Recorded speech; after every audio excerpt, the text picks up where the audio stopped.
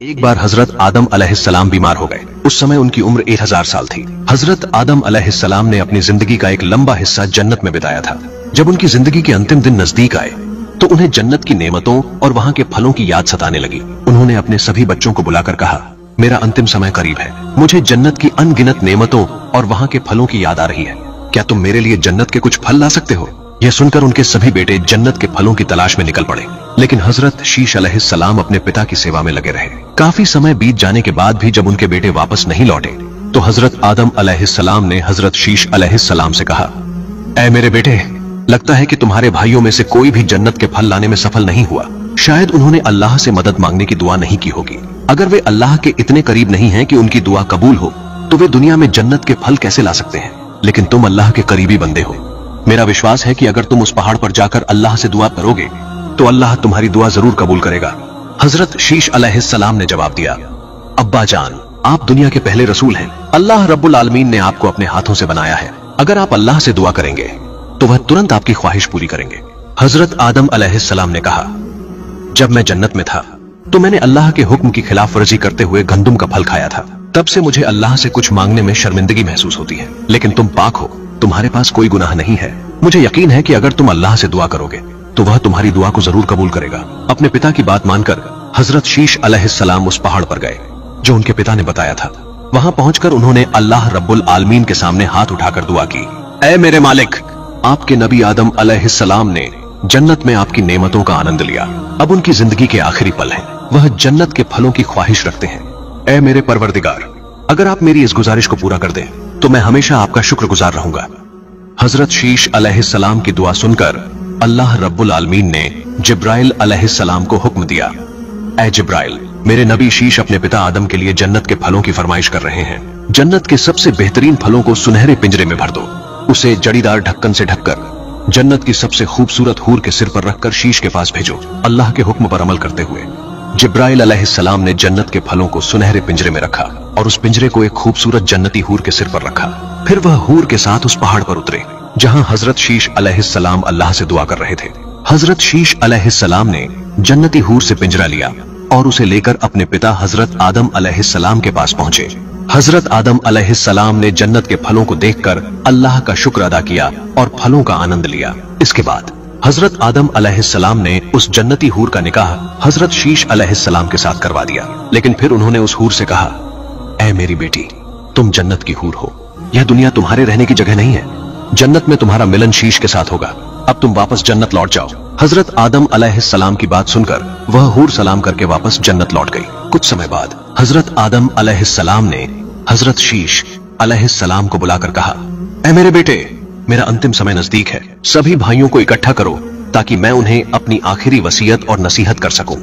हजरत शीश अलैहिस्सलाम ने अपने पिता के हुक्म का पालन करते हुए अपने सभी भाइयों को इकट्ठा किया। बस सभी बच्चे इकट्ठा हो गए तो हजरत आदम अलैहिस्सलाम ने कहा, ऐ मेरे बच्चों, मेरा अंतिम समय करीब है। मैंने अपनी जिंदगी अल्लाह के पैगाम को तुम्हारे तक पहुंचाने में बिताई है। मेरी आखिरी नसीहत यह है, हमेशा अल्लाह की इबादत करो और उसके साथ किसी को भी शरीक मत करो। आपस में एकता बनाए रखो और हर समस्या का हल आपसी सलाह से करो। झगड़ों और लड़ाई झगड़ों से दूर रहो। अपने भाई हजरत शीश की बात मानो क्योंकि वह अल्लाह के नबी हैं। उनकी राह पर चलोगे तो हमेशा सही रास्ते पर रहोगे। फिर उन्होंने हजरत शीश अलैहिस्सलाम को अपनी जिम्मेदारी सौंपते हुए कहा, मैं तुम्हें अपना उत्तराधिकारी नियुक्त कर रहा हूं। तुम्हें अपनी नस्ल को इब्लीस के फितने से बचाना है, अल्लाह की इबादत करते रहना और दूसरों को सही रास्ता दिखाना। यह दुनिया परीक्षा की जगह है, हमेशा के लिए रहने का स्थान नहीं। मैं अल्लाह से दुआ करता हूं कि वह तुम्हें और तुम्हारी नस्ल को सही राह पर बनाए रखे। हजरत आदम अलैहिस्सलाम ने अपने बेटों से कहा, मुझे उम्मीद है कि तुम लोग सच्चे रास्ते पर रहोगे। याद रखो, मैं अपने बाद हजरत शीश को अपने स्थान पर उत्तराधिकारी के रूप में नियुक्त कर रहा हूं। इसके बाद तुम सभी शिक्षार्थी ही तालीम और जिंदगी के हर मामले में परामर्श उन्हीं से लेना। फिर हजरत आदम अलैहिस्सलाम ने हजरत शीश से मुखातिब होकर कहा, ऐ मेरे बेटे, याद रखना, यह दुनिया कठिनाइयों से भरी जगह है। यह स्थायी निवास का स्थान नहीं है। हर इंसान को यहां से रुखसत होना है। इब्लीस तुम्हारा सबसे बड़ा दुश्मन है, इसलिए हमेशा सतर्क रहना। तुम्हारी जिम्मेदारी है कि तुम अपने भाइयों और संतानों की निगरानी करो। ध्यान रखना कि इब्लीस तुम्हें या तुम्हारे परिवार को गुमराह न कर सके। वह हर समय अपनी चालों से तुम्हें फंसाने की कोशिश करेगा। तुम्हें अपने परिवार को बार बार नसीहत करनी होगी कि वे सही रास्ते पर चलें और हमेशा अल्लाह की इबादत करें। मैं अल्लाह से दुआ करता हूं कि वह तुम्हें और तुम्हारी नस्लों को सही रास्ते पर चलने की तौफीक अता करे। इसके बाद हजरत आदम अलैहिस्सलाम ने हजरत शीश को अपना उत्तराधिकारी नियुक्त किया। फिर अल्लाह रब्बुल आलमीन ने हजरत शीश अलैहिस्सलाम को नबूवत से नवाजा। कुछ समय बाद जिब्राइल अलैहिस्सलाम हजरत आजराइल मलकुल मौत के साथ हजरत आदम अलैहिस्सलाम के पास आए। हजरत आदम अलैहिस्सलाम ने आजराइल अलैहिस्सलाम को देखा और समझ गए कि उनका आखिरी समय आ गया है। उन्होंने अपनी पत्नी हजरत हव्वा अलैहिस्सलाम और अपने सभी बच्चों से कहा, अब तुम सभी बाहर जाओ, मुझे मेहमानों से खास बातचीत करनी है। जब सभी बाहर चले गए तो मलकुल मौत हजरत आजराइल अलैहिस्सलाम ने कहा, ऐ अल्लाह के नबी, मुझे देखकर आप समझ गए होंगे कि मैं क्यों आया हूं। अगर आप इजाजत दें तो मैं अल्लाह के हुक्म से आपकी रूह कब्ज करना चाहूंगा। हजरत आदम अलैहिस्सलाम ने जवाब दिया, आजराइल, मैं हमेशा अल्लाह के हुक्म के लिए तैयार हूं, आप अपना काम पूरा करें। उनकी अनुमति के बाद मलकुल मौत ने उनकी रूह कब्ज करने की तैयारी की। यह देखकर जिब्राइल अलैहिस्सलाम ने कहा, ऐ मलकुल मौत, अल्लाह ने हजरत आदम को अपनी मोहब्बत और कुदरत से बनाया है, इसलिए मैं तुमसे दरख्वास्त करता हूं कि उनकी रूह इस तरह से कब्ज करो कि उन्हें कोई तकलीफ ना हो। जिब्राइल अलैहिस्सलाम की इस दरख्वास्त को मानते हुए मलकुल मौत ने हजरत आदम अलैहिस्सलाम की रूह को बिना किसी तकलीफ के कब्ज कर लिया।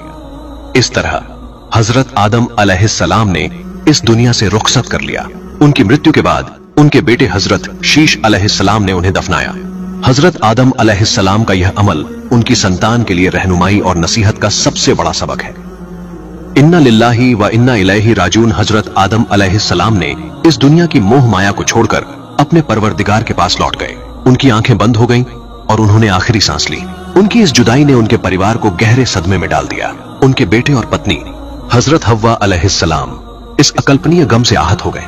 हजरत हव्वा अलैहिस्सलाम अपने शौहर के पास बैठकर रोते हुए कहने लगी, ऐ मेरे प्रिय, अल्लाह ने हमें जन्नत की नेमतों में रखा, फिर हमें इस दुनिया में भेजा। हमने हर सुख दुख और हर मुश्किल का सामना एक साथ किया, लेकिन आज तुम मुझे अकेला छोड़कर चले गए।